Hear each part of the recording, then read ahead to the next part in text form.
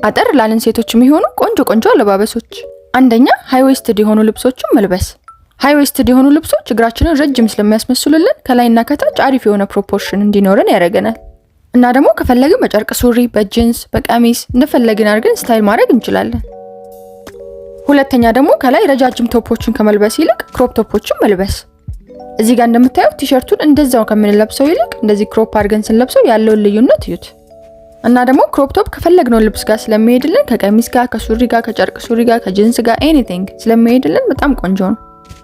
ሶስተኛ ደግሞ ሞኖክሮም ወይም ደግሞ ከላይና ከታች አንድ አይነት ከለር ያላቸው ልብሶችን መልበስ። ይሄን አለባበስ እኔ በጣም ነው የምወደው፣ ምክንያቱም የሆነ በቃ ሺክ ነው፣ ክላሲ ነው ምናምን ደስ ይላል፣ በጣም ነው የሚያዘንጠው። ያዋችሁ እስቲ አያማምሩ? በቀሚስ በጨርቅ ሱሪ በቱታ ኢቭን ማለት ነው እንዴት እንደሚያምር።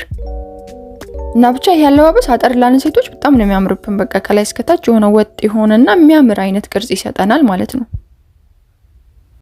አራተኛና በጣም አስፈላጊው ነገር ደግሞ ሂል ጫማዎች ማድረግ።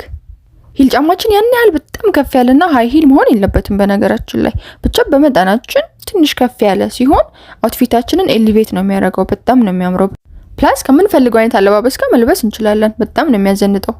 እና ደግሞ እነዚህን የመሳሰሉ ቀለል ያሉ ስታይሊንግ ቲፖች እና ሰልፍ ኬር ቲፖች የምትፈልጉ ከሆነ ይሄን ፔጅ ፎሎ ማድረግ እንዳትረሱ።